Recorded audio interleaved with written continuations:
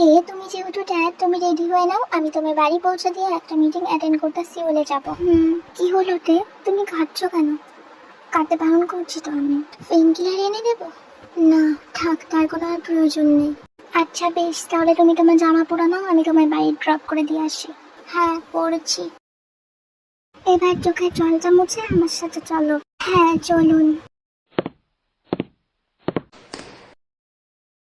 আমি কি করলাম? আমি কেন ওনাকে বাধা দিলাম না? আমি তো ওনাকে আমার সবকিছু দিয়ে বসলাম।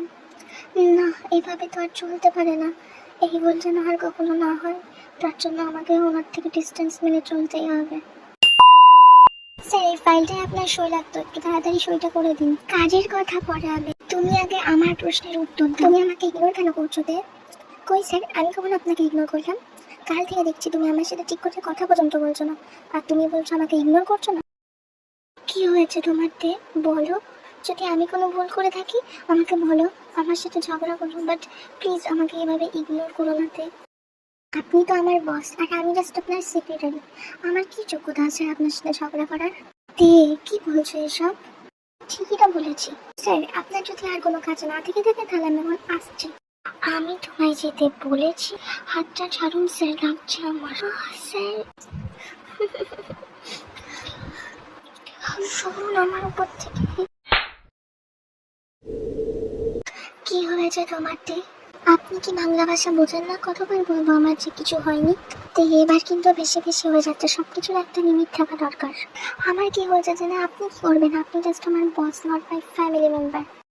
আমি জাস্ট তোমার বস? ইয়েস। তাহলে সেই দিন আমার সাথে শোয়ার সময় তোমার মনে ছিল না যে আমি তোমার বস? মিস্টার জীবন শঙ্কুক, আপনি আমার সাথে জোর করে শুতে এসেছিলেন, আমি আপনার কাছে যাইনি। বাট তুমিও ইনোসেন্ট নওতে, তুমিও তো এনজয় করেছিলে। সো হোয়াট, আপনিও এনজয় করেছেন, আমিও করেছি। এটা জাস্ট ওয়ান নাইট স্ট্যান্ড ভেবে ভুলে যান। ওয়ান নাইট স্ট্যান্ড ভেবে ভুলে যাবো মানে? তুমি আর আমি একসাথে শুয়েছি তে, তোমার কি কোনো ফিলিংস নেই? না নেই, এটা জাস্ট নর্মাল থিং। ও তার মানে তুমি যার সাথে খুশি তার সাথে শুবে? হ্যাঁ শোবো, তাতে আপনার কি? তে, তুমি শুধু আমার, তোমার শরীর, তোমার মন, সবকিছুর উপর শুধু আমার অধিকার। আমি তো একটা জিনিস বুঝলাম না, কিসের এত অধিকার আমার উপর আপনার? অধিকার নেই বলছো? না নেই। আচ্ছা বেশ, চলো তাহলে আমরা বিয়ে করে নিই, তখন তো তোমার উপর শুধু আমারই অধিকার থাকবে। না, আমি আপনার মতো অসভ্য লোককে কখনোই বিয়ে করবো না। কেন? আমাকে বিয়ে করতে তোমার সমস্যা কোথায়? আমাদের মধ্যে তো অলরেডি সব কিছু হয়ে গেছে। আর তাছাড়া এখন বিয়ে করে নিলে তো আমাদেরই সুবিধা, আমরা যখন যেখানে খুশি একসঙ্গে শুতে পারবো। আপনার মাথায় কি খালি এইসবই ঘোরে? ইয়েস বেবি ডল, তুমি কেন বুঝতে চাইছো না? আমার চার্জে যে তোমার পিনে ঢোকার জন্য ছটফট করছে। আমি ঢোকাতে দিলে তবে তো আপনি ঢোকাবেন। বেবি ডল, তুমি না দিলে এবার আমি জোর করে ঢোকাবো।